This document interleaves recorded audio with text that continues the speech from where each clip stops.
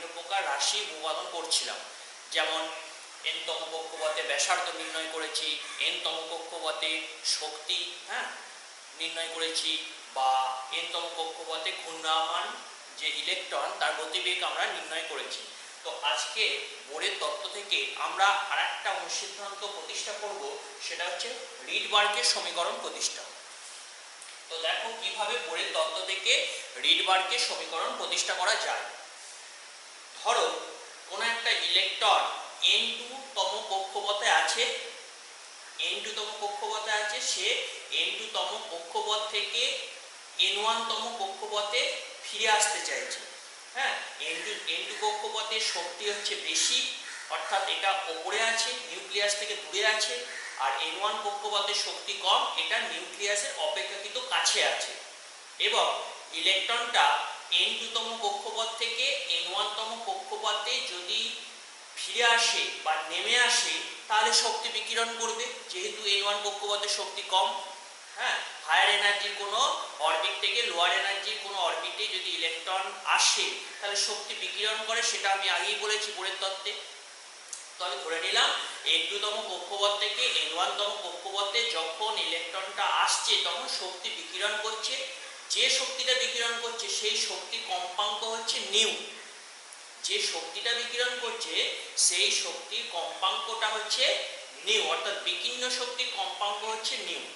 তাহলে এখান থেকে আমরা কি পাচ্ছি দেখো, তাহলে এই দুই কক্ষপথে শক্তির পার্থক্য ডেল্টা ই যদি বলি, ডেল্টা ই সমান হচ্ছে en2 মাইনাস en1, অর্থাৎ n2 কক্ষপথের শক্তি মাইনাস n1 কক্ষপথের শক্তি। এবার আমরা শক্তির রাশিমালা আমরা আগেই বার করেছি। যে কোনো কক্ষপথের শক্তির রাশিমালা হয় -2π²m/z²e4/n²h²। তাহলে n এর জায়গায় একবার n2 বসাবো আর n এর জায়গায় একবার n1 বসাবো, তাহলেই হবে, বাকি টার্মগুলো তো কনস্ট্যান্ট।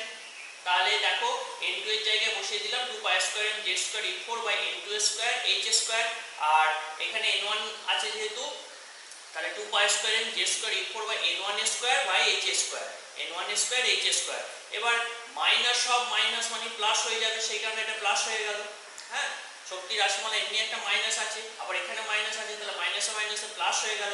এবার এই দুটো থেকে আমরা কমন নিয়ে নিলাম। কি কমন নিলাম? 2π²m/z²e4/h², এটা দুটোতেই আছে, তাহলে এটা কমন নিয়ে নিলে আমরা কি পাচ্ছি? এখান থেকে পাচ্ছি 1/n1² মাইনাস 1/n2²। যেহেতু এটা প্লাস আছে, তাহলে এইটা প্রথমে লিখছি 1/n1² মাইনাস 1/n2²। তাহলে এই এক্সপ্রেশনটা আমরা পেলাম 2π²m/z²e4/h² 1/n1² মাইনাস 1/n2²। আচ্ছা, আবার প্ল্যাঙ্কের যে সমীকরণ, সেখান থেকে আমরা জানি ডেল্টা ই সমান h নিউ হয়। শক্তির যে ডিফারেন্স, সেটা h হচ্ছে প্ল্যাঙ্কের ধ্রুবক, নিউ হচ্ছে সেই বিকীর্ণ শক্তি কম্পাঙ্ক, ডেল্টা ই সমান হচ্ছে h নিউ হয়। আবার তরঙ্গ তত্ত্ব থেকে আমি তোমাদের দেখিয়েছি যে নিউ সমান হয় c/ল্যামডা। এটা c সমান হয় নিউ ইনটু ল্যামডা, আলোর গতিবেগের সঙ্গে ফ্রিকোয়েন্সি এবং যে ওয়েভ লেন্থ তরঙ্গ দৈর্ঘ্য, তার যে সম্পর্ক ছিল c সমান নিউ ইনটু ল্যামডা ছিল। তার নিউ সমান হচ্ছে c/ল্যামডা। এই সমীকরণটা তোমাদের আমি দেখিয়েছি বা বলেও ছিলাম। তো h নিউ, নিউ এর জায়গায় তাহলে c/ল্যামডা আমরা বসিয়ে দিতে পারবো। তার মানে কি দাঁড়ালো? ডেল্টা ই সমান হচ্ছে h ইনটু c/ল্যামডা। তো এবার তাহলে এই সমীকরণে ডেল্টা ই এর জায়গায় h ইনটু c/ল্যামডা বসিয়ে দিলাম, সমান ডান দিকে যেটা ছিল সেটা বসে যাবে, অর্থাৎ 2π²m/z²e4/h² 1/n1² মাইনাস 1/n2², যেটা ছিল আমরা বসিয়ে দিলাম। আচ্ছা, তাহলে দেখো এবার 1/ল্যামডার মানটা যদি বার করি, এই c/ল্যামডা ছিল, আমি 1/ল্যামডার মানটা বার করতে চাইছি। তাহলে 1/ল্যামডা যদি করি, তাহলে h ইনটু c, এটা তো উপরে ছিল, তাহলে এই সমীকরণের নিচে চলে আসবে। তাহলে 1/ল্যামডা সমান এই সমীকরণের নিচে যদি h ইনটু c চলে আসে, তাহলে h কিউ হয়ে যাবে, আর c টা যেমন আছে তেমন হবে, তাহলে c ইনটু h কিউ হয়ে যাবে। যদি ch টা এর তলায় চলে আসে, ডান দিকে সমীকরণের তলায়, তাহলে ch কিউ হয়ে যাবে। তাহলে সমীকরণটা কি দাঁড়ালো? 2π²m/z²e4/ch³ 1/n1² minus 1/n2²। তার মানে আমরা একটা সমীকরণ পেলাম, দেখো 1/ল্যামডা, আবার 1/ল্যামডা সমানই হচ্ছে নিউ বার। নিউ বারটাকে কি বলা হচ্ছে? তরঙ্গ সংখ্যা। তরঙ্গ সংখ্যা সমান 1/ল্যামডা হয়, এটা তোমাদের আগে আমি বলেছি। তার মানে নিউ বার সমান 1/ল্যামডা সমান r into 1/n1² minus 1/n2²। Square. ঠিক আছে, তাহলে এটা একটা সমীকরণ পেলাম, যেখানে দেখো আরটা কি, আরটা হচ্ছে এই যে গোটা কনস্ট্যান্টটা আছে, এটা দেখো সবই constant, 2 constant, pi constant, N constant, জেডটা হচ্ছে কোনো নির্দিষ্ট সিস্টেমের ক্ষেত্রে কনস্ট্যান্ট মানে পরমাণু ক্রমাঙ্ক বা পারমাণবিক সংখ্যা, ইটা হচ্ছে ইলেকট্রনের চার্জ, এটাও কনস্ট্যান্ট, সিটা আলোর গতিবেগ, হ্যাঁ এটাও কনস্ট্যান্ট, এইচটা হচ্ছে প্ল্যাঙ্কের ধ্রুবক, এটাও কনস্ট্যান্ট। তাহলে গোটা রাশিটাই হচ্ছে একটা পার্টিকুলার কোনো পরমাণু বা আয়নের ক্ষেত্রে হচ্ছে কনস্ট্যান্ট। তো এই কনস্ট্যান্টটাকে আমি আর দিয়ে সিম্বলাইজ করলাম, তার মানে আমরা কি পেলাম, নিউ বার সমান হচ্ছে 1 বাই ল্যামডা সমান r into 1 by n1 square minus 1 by n2 square. দেখো একটা সমীকরণ আমরা পেলাম, এই সমীকরণটাকে বলা হচ্ছে রিডবার্গের সমীকরণ। এই নিউ বার সমান r into 1 by n1 square minus 1 by n2 square, এটাও লেখা যায়, আবার 1 বাই ল্যামডা সমান r into 1 by n1 square minus 1 by n2 square, এটাও লেখা যায়। তাহলে যেভাবেই লিখি না কেন, এই যে সমীকরণটা আমরা পাচ্ছি, এই সমীকরণটাকে বলা হচ্ছে রিডবার্গের সমীকরণ বা রিডবার্গ ইকুয়েশন। এবং যে কনস্ট্যান্ট rটা আমরা বসালাম, এই r সমান তাহলে আমরা কি লিখতে পারবো, r সমান হচ্ছে এইটা, r সমান 2 pi square n j square e4 by ch3। এই rটাকে বলা হচ্ছে রিডবার্গ ধ্রুবক। এই যে r পেলাম, এই rটাকে বলা হচ্ছে রিডবার্গ ধ্রুবক। তাহলে দেখো এই সমীকরণ থেকে আমরা একটা জিনিস দেখতে পাচ্ছি, যে কোনো বিকীর্ণ শক্তির তরঙ্গদৈর্ঘ্য ল্যামডা বা কি হচ্ছে তার তরঙ্গ সংখ্যা নিউ বার আমরা বার করতে পারবো যদি n1 এবং n2 এর মান জানা থাকে।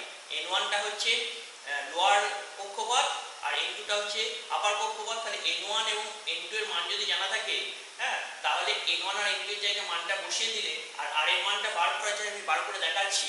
আর এর মানটা যদি বসিয়ে দেওয়া হয়, তাহলে কোনো একটা বিকীর্ণ শক্তির তরঙ্গ দৈর্ঘ্য বা তরঙ্গ সংখ্যা আমরা এই সমীকরণ থেকে বার করতে পারবো। এবং এখান থেকে বার করতে দেয়ও, এরকম কিছু প্রবলেম দেয়, আমি তোমাদের করিয়েও দেবো, হ্যাঁ, যেটা এই সমীকরণ থেকেই কিন্তু বার করা যায়। আচ্ছা, তাহলে এবার এই যে আরটা আমরা দেখলাম, r সমান 2 pi square n j square e4 by ch3। এবার হাইড্রোজেন পরমাণুর ক্ষেত্রে r এর মানটা কত হয় সেটা এবার আমরা দেখব। তো দেখা যাক, তাহলে আমরা দেখো r সমান কি পেয়েছি, r সমান হচ্ছে 2 pi square n z square e4 by ch3। তাহলে এইটা আমরা পেয়েছি, রিডবার্গ ধ্রুবক r সমান হচ্ছে 2 pi square n z square e4 by ch3। তাহলে হাইড্রোজেন পরমাণুর ক্ষেত্রে যদি আমি r এর মান বার করতে চাই, হাইড্রোজেন পরমাণুর ক্ষেত্রে কি হবে, rটাকে আমি r একটা সাবস্ক্রিপ্টে h বলবো, যেহেতু হাইড্রোজেন পরমাণুর রিডবার্গ ধ্রুবকের মান বার করতে যাচ্ছি, তাহলে r একটা সাবস্ক্রিপ্টে h। তাহলে rh এর মান কত হবে, rh এর মান হবে এই মানগুলো, তাহলে সব ধ্রুবকগুলো বসিয়ে দিতে হবে, এই কনস্ট্যান্ট রাশিগুলো। 2 পাই স্কয়ারের জায়গায় কত বসাবো, 3.14 তার স্কয়ার বসাবো। m হচ্ছে ইলেকট্রনের ভর, ইলেকট্রনের ভর কত হয় 9.1 into 10 to the power minus 28 gram. z হচ্ছে হাইড্রোজেন পরমাণুর ক্ষেত্রে z1, তাহলে z স্কয়ার মানে হচ্ছে এটা হচ্ছে 1, আর ইলেকট্রন e মানে হচ্ছে ইলেকট্রনের চার্জ, তাহলে 4.8 into 10 to the power minus 10 esu, এটা টু দি পাওয়ার 4। তাহলে এটা বাই কত হবে, c হচ্ছে আলোর গতিবেগ, যেহেতু সব সিজিএস ইউনিটে বসাচ্ছি, তাহলে আলোর গতিবেগটা সিজিএস এককে বসাতে হবে। তাহলে আলোর গতিবেগ হচ্ছে 3 ইনটু 10 টু দি পাওয়ার 8 হচ্ছে মিটার পার সেকেন্ড, আর সেন্টিমিটার পার সেকেন্ড যদি করা হয় 3 into 10 to the power 10 centimetre per second. আর লিখছিলাম 3 ইনটু 10 টু দি পাওয়ার 10 বসালাম। h হচ্ছে প্ল্যাঙ্কের ধ্রুবক, প্ল্যাঙ্কের ধ্রুবকের মান তোমাদের বলেছি 6.626 into 10 to the power minus 27 8 second হয়, তাহলে এর হোল কিউ হবে। তো এইগুলো যদি মানগুলো যদি বসিয়ে দেওয়া হয়, তাহলে মোটামুটি আমরা একটা মান পাবো। ক্যালকুলেটরে তোমরা এটা করে দেখতে পারো কত মান হচ্ছে, মোটামুটি মানটা পাওয়া যায় 1097.37 সেন্টিমিটার ইনভার্স। হাইড্রোজেন পরমাণুর ক্ষেত্রে রিডবার্গ ধ্রুবক RH এর মানটা হয় 1097.37 সেন্টিমিটার ইনভার্স। এবারে 37 এর জায়গায় 35 হতে পারে, 34 হতে পারে, এই ভ্যালু একটু হয়তো ডিফার করতে পারে, সেটা ডিপেন্ড করছে আমরা এখানে পয়েন্টের পর কতগুলো সংখ্যা নিয়েছি তার উপর। ঠিক আছে, মোটামুটি হাইড্রোজেন পরমাণুর ক্ষেত্রে রিডবার্গ ধ্রুবকের মান হয় 1097.37 সেন্টিমিটার ইনভার্স। এটা খেয়াল রাখতে হবে, কারণ অনেক জায়গায় অঙ্কে ওই নিউ বার বা 1 বাই ল্যামডা সময় যে সমীকরণটা আমি লিখলাম ওইটা ক্যালকুলেট করার সময় আর এর মানটা হয়তো বলে দিল না, তখন কিন্তু আর এর মান এটা আমাদের বসাতে হবে। এবার এটা হাইড্রোজেন পরমাণুর ক্ষেত্রে আর এর মান হলো। এবার হাইড্রোজেন পরমাণুর ক্ষেত্রে আর এর মান যদি জানা থাকে, দেখো অন্য যে কোনো এক ইলেকট্রন বিশিষ্ট সিস্টেমের ক্ষেত্রে আর এর মানটা আমরা বার করতে পারবো এই সমীকরণ থেকে। কি করে পারবো? দেখো এই সমীকরণে সব কটা টার্ম হচ্ছে এখানে constant, 2 constant, pi constant, M constant, C constant, H constant, E constant. শুধু ভেরিয়েবল যেটা পরিবর্তন হতে পারে এক ইলেকট্রন বিশিষ্ট সিস্টেমের ক্ষেত্রে সেটা হচ্ছে জেড। কারণ হাইড্রোজেন পরমাণুর ক্ষেত্রে জেড হচ্ছে 1। অন্য এক ইলেকট্রন বিশিষ্ট সিস্টেম বলতে পরমাণু তো নয়, আয়ন আছে এক ইলেকট্রন বিশিষ্ট সিস্টেম, যেমন লিথিয়াম +2 হতে পারে, তারপর কি হতে পারে, লিথিয়াম +2 হতে পারে, তারপর হাইড্রোজেন আর হিলিয়াম 2, লিথিয়াম 3, বেরিলিয়াম +3 হতে পারে, ঠিক আছে। বোরন, তারপর বোরন হতে পারে, বোরন +4, হ্যাঁ এগুলো, বা হিলিয়াম প্লাস, এগুলো সব হচ্ছে এক ইলেকট্রন বিশিষ্ট আয়ন। তো এগুলোর ক্ষেত্রে যদি রিডবার্গ ধ্রুবকের মান বার করতে বলে, তাহলে হাইড্রোজেনের রিডবার্গ ধ্রুবকের মান জানা থাকলে দেখো কি করা যাবে, অন্য যে কোনো এক ইলেকট্রন বিশিষ্ট সিস্টেমে রিডবার্গ ধ্রুবকের মান বার করা যাবে। কি করে? কারণ এই সমীকরণ থেকে আমরা দেখতে পাচ্ছি আর প্রপোর্শনাল টু হচ্ছে জেড স্কয়ার, আর প্রপোর্শনাল টু হচ্ছে জেড স্কয়ার, বাকিগুলো তো কনস্ট্যান্ট। তাহলে আর যদি জেড স্কয়ারের সঙ্গে প্রপোর্শনাল হয়, তাহলে হাইড্রোজেন পরমাণুর ক্ষেত্রে জেড এর মান হচ্ছে 1। অন্য যে কোনো পরমাণুর ক্ষেত্রে কি হবে, জেড এর একটা মান থাকবে। ধরো লিথিয়াম +2 এর ক্ষেত্রে, জেড এর মান কত? জেড এর মান হচ্ছে 3। তাহলে জেড এর জায়গায় যদি 3 বসিয়ে দিই, তাহলে 3 এর স্কয়ার মানে 9। তাহলে কি হবে, 9 × 1097 হয়ে যাবে। লিথিয়াম +2 আয়নের ক্ষেত্রে রিডবার্গ ধ্রুবকের মান হবে হাইড্রোজেনের রিডবার্গ ধ্রুবকের মানের 9 গুণ। কারণ কি হচ্ছে, লিথিয়াম +2 এর ক্ষেত্রে জেড এর মানটা হচ্ছে 3, তাহলে 3 এর স্কয়ার মানে 9 গুণ, ঠিক আছে। তাহলে আর Li +2 সমান কি হচ্ছে 9 × 1097 সেন্টিমিটার ইনভার্স হয়ে যাবে। সেরকম বেরিলিয়াম +3 এর ক্ষেত্রে, বেরিলিয়ামের ক্ষেত্রে যেহেতু জেড এর মান 4, তাহলে জেড এর জায়গায় যদি 4 বসিয়ে দেওয়া হয়, তাহলে 4 এর স্কয়ার মানে 16, তাহলে 16 × 1097 সেন্টিমিটার ইনভার্স। তাহলে হাইড্রোজেন পরমাণুর ক্ষেত্রে যেহেতু জেড এর মান 1, আর আরটা জেড এর সঙ্গে কিভাবে সম্পর্কিত, আর জেড এর সঙ্গে জেড স্কয়ার, আর প্রপোর্শনাল টু জেড স্কয়ার, তাহলে অন্য যে কোনো পরমাণুর ক্ষেত্রে জেড এর মানটা বসিয়ে দিলে কি হবে, 1097 এর তত গুণ রিডবার্গ ধ্রুবকের মান হয়ে যাবে। তাহলে এইভাবে রিডবার্গ ধ্রুবকের মান যে কোনো এক ইলেকট্রন বিশিষ্ট সিস্টেমের ক্ষেত্রে কিন্তু বার করা যায়। এবার দেখো হাইড্রোজেন পরমাণুর আয়নায়ন বিভব নির্ণয় কিভাবে করা যায় বোরের তত্ত্ব থেকে, সেটা আমরা দেখব। তো আয়নায়ন বিভব কাকে বলে, তোমরা ক্লাস 10-এ কিছুটা পড়েছো। আয়নায়ন বিভব কাকে বলে, কোনো পরমাণুর বাইরের কক্ষ থেকে সবচেয়ে আলগাভাবে আবদ্ধ ইলেকট্রনটিকে নিউক্লিয়াসের আকর্ষণী ক্ষেত্র থেকে বের করে পরমাণুটিকে একক ধনাত্মক আধানযুক্ত আয়নে পরিণত করতে যে মিনিমাম এনার্জি বা যে ন্যূনতম শক্তির প্রয়োজন হয়, তাকে বলা হচ্ছে তার আয়নায়ন বিভব। অর্থাৎ কোনো একটা পরমাণু থেকে একটা ইলেকট্রনকে বার করতে গেলে যে পরিমাণ শক্তি ন্যূনতম দিতে হয়, সেটাকে বলা হচ্ছে তার আয়নায়ন শক্তি। এই আয়নায়ন শক্তির বেসিক ধারণাটা তোমাদের আছে। তো আমরা সেই আয়নায়ন শক্তি বা আয়নায়ন বিভব বা আয়নায়ন বিভব যাই বলো না কেন, হাইড্রোজেন পরমাণুর ক্ষেত্রে আমরা বার করতে চাইছি। তো দেখা যাক তাহলে কিভাবে বার করা যায় বোরের তত্ত্বকে কাজে লাগিয়ে। হ্যাঁ, ডেল্টা ই সমান আমরা জানি En2 - En1, এর আগের ক্যালকুলেশনই আমি দেখালাম। অর্থাৎ N2 হচ্ছে উচ্চতর যদি কক্ষ হয়, উচ্চতর শক্তির কক্ষ হয়, N1 যদি নিম্নতর শক্তির কক্ষ হয়, এবং N2 থেকে N1 একটা ইলেকট্রন ধরো নেমে আসছে, সেক্ষেত্রে শক্তির পার্থক্য ডেল্টা ই সমান En2 - En1, এটা লেখা যায়। তো En2 এবং En1 এর যে এক্সপ্রেশন, হ্যাঁ সেই এক্সপ্রেশনগুলো যদি বসিয়ে দেওয়া হয়, তাহলে এই সমীকরণটা আমরা পেলাম। এর আগের ক্যালকুলেশনে আমি দেখালাম, হ্যাঁ 2π²mj²e4/hj² 1/n1² - 1/n2²। তো দেখো, যেহেতু হাইড্রোজেন পরমাণুর কথা আমরা বিবেচনা করছি, তাহলে হাইড্রোজেন পরমাণুর ক্ষেত্রে জেড সমান হবে 1। পরমাণু ক্রমাঙ্ক জেড সমান হচ্ছে 1, তাহলে এখানে জেড এর জায়গায় 1 বসে যাবে। আর n1 এবং n2 এর জায়গায় কি বসাবো, n1 আর n2 এর জায়গায় কি বসবে দেখো। এবার যেহেতু হাইড্রোজেন পরমাণুর তো একটা ইলেকট্রন আছে এবং সেই একটা ইলেকট্রন প্রথম কক্ষেই থাকে, তাহলে এক্ষেত্রে আমাদের প্রথম কক্ষটা থেকে যে ইলেকট্রনটা আছে, প্রথম কক্ষ থেকে ইলেকট্রনটাকে বার করে অসীম দূরত্বে স্থানান্তরিত করতে গেলে যে ন্যূনতম শক্তি দিতে হবে, সেটাই হচ্ছে হাইড্রোজেন পরমাণুর আয়নায়ন বিভব। ঠিক আছে, তাহলে হাইড্রোজেন পরমাণুর প্রথম কক্ষে যে ইলেকট্রনটা আছে সেই প্রথম কক্ষ থেকে ইলেকট্রনটাকে অসীম দূরত্বে স্থানান্তরিত করতে হবে, তার জন্য যে শক্তিটা লাগবে, তার মানে n1টা হচ্ছে 1 আর n2 হচ্ছে ইনফিনিটি, অসীম দূরত্বে স্থানান্তরিত করছি। তাহলে প্রথম কক্ষ থেকে অসীম দূরত্বে অর্থাৎ n1 এর মান 1 বসাবো আর n2 এর মান ইনফিনিটি বসাবো। হ্যাঁ, তাহলে এই সমীকরণে z এর জায়গায় 1, n1 এর জায়গায় 1, n2 এর জায়গায় ইনফিনিটি যদি বসানো হয় তাহলে এই কি পাবো, হাইড্রোজেন পরমাণুর আয়নাইজেশন পটেনশিয়াল বা আয়নন বিভবের মানটা আমরা বার করতে পারবো। তো এইগুলো বসানো যাক, দেখো কি পাওয়া যাচ্ছে। তাহলে এখানে লিখেছে কি, হাইড্রোজেন পরমাণুর আয়নন বিভব বলতে বোঝায় হাইড্রোজেন পরমাণুর প্রথম কক্ষ থেকে ইলেকট্রনটিকে অসীম দূরত্বে স্থানান্তরিত করে H+ আয়ন উৎপন্ন করতে যে পরিমাণ শক্তি প্রয়োজন হবে। H থেকে একটা ইলেকট্রন বেরিয়ে গেলে H+ হয়, তোমরা জানো।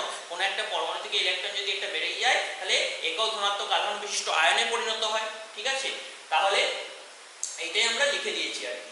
তাহলে ওই মানগুলো যদি বসানো হয় তাহলে IPH বলতে তাহলে ডেল্টা ই যেটা সেটাই হচ্ছে এখানে IPH অর্থাৎ হাইড্রোজেন পরমাণুর আয়নাইজেশন পটেনশিয়াল। হ্যাঁ, আয়নন বিভব, পরিষ্কার কথা বলতে গেলে আয়নন বিভব সমান, তার মানে আমরা কি লিখতে পারি, তাহলে 2π²m, জেড এর জায়গায় 1 বসিয়ে দিলাম, 2π²m 1² E4/h² ইন্টু 1/n1²। তাহলে n1 এর জায়গায় যদি 1 বসানো হয় তাহলে 1/1 একই হবে, মাইনাস 1/n2², n2 এর জায়গায় যদি ইনফিনিটি বসানো হয় সামথিং বাই ইনফিনিটি 0 হয়ে যাবে, তার মানে ওভারঅল এর ব্র্যাকেটের মধ্যে যে পোরশনটা আছে তার মান বেরোবে 1।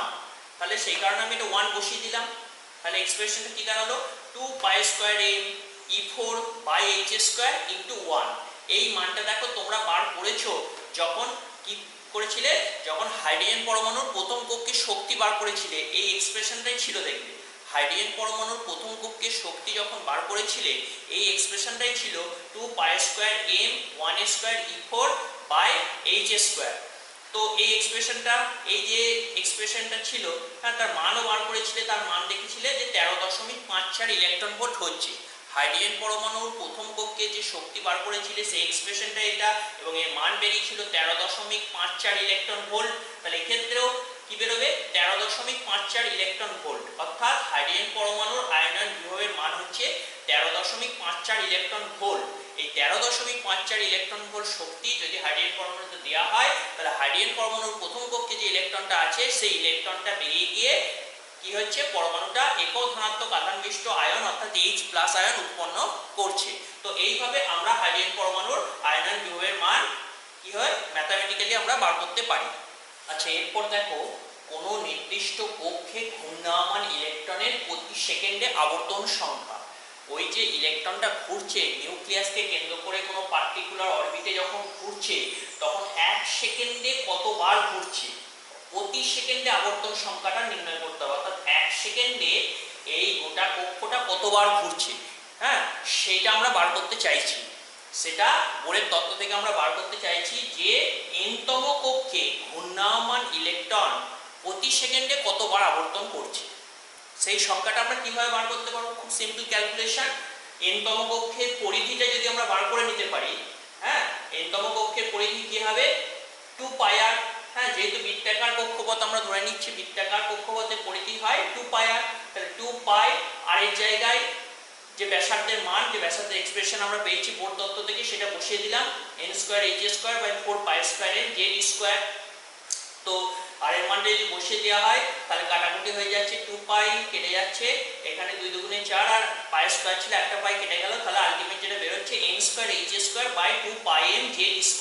এটা n-তম কক্ষের পরিধি বেরোচ্ছে। আবার দেখো, তাহলে n-তম কক্ষের পরিধি, হ্যাঁ গোটা পরিধিটা আমরা পেয়ে গেলাম। আবার n-তম কক্ষে যে ইলেকট্রনটা ঘুরছে তার গতিবেগের এক্সপ্রেশন আমরা বার করেছি, v সমান 2πz²/n × h। এটা হচ্ছে n-তম কক্ষপথে যে ইলেকট্রনটা ঘুরছে সেই ইলেকট্রনটার গতিবেগ। তাহলে n-তম কক্ষের পরিধি পেয়ে গেছি আর n-তম কক্ষে যে ইলেকট্রনটা ঘুরছে তার গতিবেগ পেয়ে গেছি। তাহলে n-তম কক্ষে যে ইলেকট্রনটা ঘুরছে 1 সেকেন্ডে কতবার ঘুরছে সেটা যদি বার করতে হয় তাহলে কি করতে হবে, প্রতি সেকেন্ডে আবর্তন সংখ্যাটা গতিবেগকে পরিধি দিয়ে ভাগ করলেই আমরা পেয়ে যাব। কারণ প্রতি সেকেন্ডে মানে অর্থাৎ সেকেন্ডের নিচেই আসতে হবে। হ্যাঁ, প্রতি সেকেন্ডে কতবার ঘুরছে, তাহলে গতিবেগের একক কি হয়, হয় সিজিএস বা এসআই পদ্ধতিতে সেন্টিমিটার পার সেকেন্ড বা মিটার পার সেকেন্ড। তাহলে যদি গতিবেগের জায়গায় আমরা সেন্টিমিটার পার সেকেন্ড বসিয়ে দিই, সিজিএস আমি ধরি, আর পরিধির একক হবে শুধু সেন্টিমিটার, যদি সিজিএস হয়, এসআই হলে মিটার হবে, তাহলে ওপরে সেন্টিমিটার পার সেকেন্ড বসিয়ে দিলাম আর নিচে সেন্টিমিটার বসিয়ে দিলাম। তাহলে সেন্টিমিটার সেন্টিমিটার কেটে যাবে, তাহলে কি করে থাকবে পার সেকেন্ড, হ্যাঁ, অর্থাৎ 1/সেকেন্ড। তাহলে দেখো সেকেন্ডটা নিচে চলে আসছে, অর্থাৎ প্রতি সেকেন্ডে কতবার ঘুরছে সেইটা আমরা বার করতে যাচ্ছি। ঠিক আছে, তাহলে গতিবেগকে পরিধি দিয়ে কিন্তু ভাগ করতে হবে। তাহলে গতিবেগকে পরিধি দিয়ে যদি ভাগ করা হয়, তাহলে এবার এক্সপ্রেশনগুলো বসিয়ে দিলাম, গতিবেগের এক্সপ্রেশনটা বসিয়ে দিলাম ইনটু, হ্যাঁ, 1 পরিধি আছে, তাহলে এই টার্মটাকে উল্টে লেখা হলো 2πm z²/n²h²। তাহলে আলটিমেট যে এক্সপ্রেশনটা বেরোলো প্রতি সেকেন্ডে আবর্তন সংখ্যা 4π² mz²e4/n³h³, 4π² mz²e4/n³h³। বা এটাকে এইভাবেও লেখা যেতে পারে আবর্তন সংখ্যা সমান এটা সেকেন্ড ইনভার্স। আমি প্রতি সেকেন্ডে আবর্তন সংখ্যা এইভাবে লিখেছি বলে পার্টিকুলার টার্মটা লিখলেই হবে, আর যদি শুধু লেখা হতো আবর্তন সংখ্যা, তাহলে আবর্তন সংখ্যা সমান 4π² mz²e4/n³h³ সেকেন্ড ইনভার্স, এইভাবে লিখতে হতো। তাহলে এইভাবে আমরা দেখতে পেলাম একটা ইলেকট্রন কোনো নির্দিষ্ট কক্ষপথে যখন ঘুরছে 1 সেকেন্ডে সেই কক্ষপথটা কতবার ঘুরছে, কতবার আবর্তন করছে, সেটাও কিন্তু বার করা যাচ্ছে পরের তত্ত্ব থেকে। একটা প্রবলেম তোমাদের দেখাচ্ছি, দেখো কি বলেছে যে হাইড্রোজেন পরমাণুর ক্ষেত্রে কোন একটি ইলেকট্রন তৃতীয় থেকে দ্বিতীয় বোর কক্ষে স্থানান্তরিত হলে সৃষ্ট রেখা বর্ণালীর তরঙ্গ দৈর্ঘ্য নির্ণয় করো। তৃতীয় থেকে দ্বিতীয় বোর কক্ষে, এবার আমি তৃতীয় থেকে দ্বিতীয় বলেছি, চতুর্থ থেকে দ্বিতীয় দিতে পারে, চতুর্থ থেকে তৃতীয় দিতে পারে, পঞ্চম থেকে দ্বিতীয় দিতে পারে, পঞ্চম থেকে প্রথম দিতে পারে, যা খুশি দিতে পারে। জাস্ট আমি বোঝানোর জন্য কিভাবে করতে হয় এই অঙ্কগুলো একটা উদাহরণ হিসেবে তোমাদের দেখাচ্ছি যে হাইড্রোজেন পরমাণুর ক্ষেত্রে কোন একটা ইলেকট্রন তৃতীয় থেকে দ্বিতীয় বোর কক্ষে স্থানান্তরিত হলে সৃষ্ট রেখা বর্ণালীর তরঙ্গ দৈর্ঘ্য নির্ণয় করো। যে রেখা বর্ণালীটা পাওয়া যাবে তৃতীয় থেকে দ্বিতীয় বোর কক্ষে যদি স্থানান্তরিত হয় তাহলে শক্তি বিকীর্ণ করবে, হ্যাঁ, ওই যে বিকীর্ণ শক্তি, সে বিকীর্ণ শক্তির তরঙ্গ দৈর্ঘ্যটা আমাদের নির্ণয় করতে হবে। তো আমাদের কিভাবে এগুলো বার করতে হয় দেখা যাক। এই ধরনের অঙ্ক সমাধান করতে গেলে রিডবার্গের সমীকরণ কাজে লাগাতে হবে। রিডবার্গের সমীকরণ আমরা জানি 1/λ সমান হচ্ছে r × 1/n1² - 1/n2²। যেহেতু হাইড্রোজেন পরমাণুর ক্ষেত্রে বলে দিয়েছে, তাহলে RH লিখলাম সাবস্ক্রিপ্টে একটা, RH সমান 1/n1² - 1/n2²। তাহলে কোন কক্ষ থেকে কোন কক্ষে আসছে, তৃতীয় থেকে দ্বিতীয় বোর কক্ষে, তাহলে n2 এর মানটা, n2টা হচ্ছে হায়ার কক্ষ আমি বলেছি, তাহলে n2 এর মানটা এখানে 3 বসাতে হবে, আর n1টা হচ্ছে লোয়ার কক্ষ, হ্যাঁ, n1টা এখানে 2 বসাতে হবে। আর হাইড্রোজেন পরমাণুতে রিডবার্গ ধ্রুবকের মান আমরা ক্যালকুলেট করে বার করলাম 1097.37 সেন্টিমিটার ইনভার্স হয়। তো তাহলে 1/λ সমান, এবার মানটা বসিয়ে দিলাম, রিডবার্গ ধ্রুবকের মান 1097.37, n1 এর জায়গায় 2 বসিয়ে দিলাম, n2 এর জায়গায় 3 বসিয়ে দিলাম, তাহলে 2 এর স্কয়ার মানে 4, 1 এর 4 মাইনাস 1 এর 9, তাহলে এই যে ব্র্যাকেটের মধ্যে যে পোরশনটা আছে সেই ভ্যালুটা বের হবে 5 এর 36। তাহলে 1097.37 ইনটু 5 এর 36, এটা 1/λ। 1/λ মান এটা বেরোবে, এখান থেকে ল্যামডার মানটা উল্টে যাবে, দিয়ে ল্যামডার একটা মান বেরোবে, যে মানটা বেরোবে সেটা সেন্টিমিটার ইনভার্সে বেরোবে, যেহেতু রিডবার্গ ধ্রুবকের মান সেন্টিমিটার ইনভার্সে বসিয়েছি, তাহলে ল্যামডার যে এক্সপ্রেশনটা পাবো তোমরা পাবে, হ্যাঁ, সেটা কি হবে, সেটা সেন্টিমিটার ইনভার্সে কিন্তু বেরোবে। এবার সেন্টিমিটার ইনভার্স নয়, সেন্টিমিটার বেরোবে, সিজিএস পদ্ধতিতে বেরোবে আর কি, অ্যাকচুয়ালি ল্যামডার মানটা সেন্টিমিটার সিজিএস পদ্ধতিতে বেরোবে। এইবার কি হবে, এইবার এটাকে অ্যাংস্ট্রম এককে বার করে নিতে হবে। তোমাদের আমি বলেছিলাম তরঙ্গ দৈর্ঘ্য সাধারণত অ্যাংস্ট্রম এককেই বার করা হয় এই ধরনের ক্ষেত্রে। এবার 1 অ্যাংস্ট্রম মানে 10⁻⁻8 সেন্টিমিটার, তাহলে এখানে ল্যামডার মানটা সেন্টিমিটারে যে ভ্যালুটা বসবে তাকে 10⁻⁸ দিয়ে ভাগ করতে হবে, তাহলে অ্যাংস্ট্রম ইউনিটে পেয়ে যাবে। সেই অ্যাংস্ট্রম ইউনিটে মানটা মোটামুটি এই 6700-র কাছাকাছি কিছু একটা আসবে, হ্যাঁ, একটু কমও হতে পারে বা বেশি হতে পারে, তবে মোটামুটি ভাবে এই 6700-র কাছাকাছি কম বা বেশি একটু আসবে, এইরকম একটা ভ্যালু পাওয়া যাবে, ল্যামডার মানটা বলছি। আচ্ছা, তার মানে তরঙ্গ দৈর্ঘ্যের মান, হ্যাঁ, যে সৃষ্টি যে কি হলো স্থানান্তরিত হয়ে সৃষ্ট রেখা বর্ণালী তরঙ্গ দৈর্ঘ্য নির্ণয় করতে হলে যে তরঙ্গ দৈর্ঘ্যের মানটা বেরোবে সেটা 6700 মতো বেরোবে। তো এই 6700টা দেখো আমাদের যে ভিজিবল রিজিয়ান, অর্থাৎ আমরা যে রিজিয়ানে দেখি, আমরা যে রিজিয়ানে বিলং করছি, সেটা তার তরঙ্গ দৈর্ঘ্য হচ্ছে 4000 থেকে 8000 অ্যাংস্ট্রম। আমাদের যে ভিজিবল রিজিয়ান অর্থাৎ দৃশ্যমান অঞ্চল, যে রিজিয়ানে আমরা সবকিছু দেখতে পাই, সেই রিজিয়ানটা হচ্ছে 4000 থেকে 8000 অ্যাংস্ট্রম। তাহলে এটা বের হচ্ছে 6700 অ্যাংস্ট্রম, তার মানে এই রিজিয়ানের মধ্যেই আছে। ঠিক আছে, তার মানে এই যে তরঙ্গ দৈর্ঘ্যটা, হ্যাঁ, এই যে বর্ণালী তৈরি হবে, এই বর্ণালীটা কিন্তু আমরা দেখতে পাবো দৃশ্যমান অঞ্চলে, এবং এটা বামার সারির অন্তর্ভুক্ত হবে।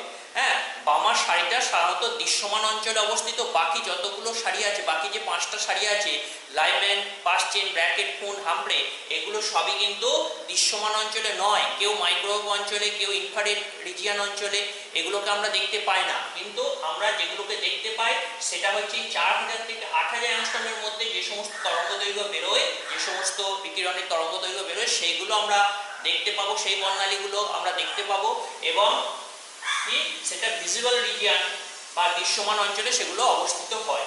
তো এইভাবে, হ্যাঁ, যে কোনো কক্ষপথ থেকে যে কোনো কক্ষপথে ইলেকট্রন নেমে এলে যে শক্তি বিকিরণ করবে, সেই শক্তির কম্পাঙ্ক আমরা বার করতে পারি, তরঙ্গ দৈর্ঘ্য বার করতে পারি, বা যদি তরঙ্গ সংখ্যা বলে, তরঙ্গ সংখ্যা বললে তাহলে 1/λ মানটা বার করতাম, কারণ নিউ বার সমান হচ্ছে 1/λ। হ্যাঁ, তরঙ্গ সংখ্যাও আমরা বার করতে পারতাম। তো এইভাবে এই ধরনের সমস্যা আমাদের সমাধান করতে হবে। আচ্ছা, আর একটা প্রবলেম দেখো, হ্যাঁ, এটা অনেক সময় জয়েন্টে বা তোমাদের অ্যানুয়াল পরীক্ষায় যে মাল্টিপল চয়েস প্রশ্ন হয় সেখানেও আসে, যে ইলেকট্রনের শক্তি বিকিরণে বর্ণালীর সর্বাধিক রেখার সংখ্যা নির্ণয়। অর্থাৎ কোনো একটা কক্ষ থেকে অন্য একটা কক্ষে যখন ইলেকট্রন নেমে আসে, মানে উচ্চতর কোনো কক্ষ থেকে নিম্নতর কোনো কক্ষে যখন ইলেকট্রন নেমে আসে, তখন যে বর্ণালী পাওয়া যায়, সেই বর্ণালীতে কতগুলো রেখা দেখতে পাওয়া যাবে, সেই সংখ্যাটাও কিন্তু নির্ণয় করা যায়। হ্যাঁ, এবং তার একটা ফর্মুলাও আছে। ফর্মুলা প্রতিষ্ঠাটা এখানে নেই, আমরা শুধুমাত্র যে ফর্মুলাটা, যে এক্সপ্রেশনটা, সেই এক্সপ্রেশনটা শুধু জেনে রাখবো।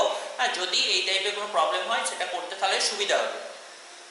তো দেখো, যে ফর্মুলাটার কথা বলছি সেটা হলো, যখন কোনো একটা ইলেকট্রন n2 কক্ষপথ থেকে n1 কক্ষপথে আসবে, তাহলে বর্ণালীর সর্বাধিক রেখার সংখ্যাটা হবে n2 - n1 into n2 - n1 plus 1 by হচ্ছে 2।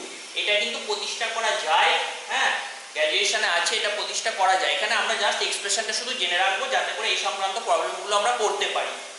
তাহলে একটা ইলেকট্রন উচ্চতর কক্ষ n2 থেকে নিম্নতর কক্ষ n1 এ যদি আসে, তাহলে যে বর্ণালী পাওয়া যাবে তার দরুন কিভাবে পাওয়া যায় বর্ণালী, তো বলেইছি যে শক্তিটা বিকিরণ করবে, সে বিকীর্ণ শক্তিকে বর্ণালী বীক্ষণ যন্ত্রে রাখা প্রিজমের মধ্য দিয়ে চালনা করলে তার বর্ণালী পাওয়া যাবে। বর্ণালীতে সাধারণত রেখা বর্ণালী হয়, হ্যাঁ, তোমরা দেখেছো।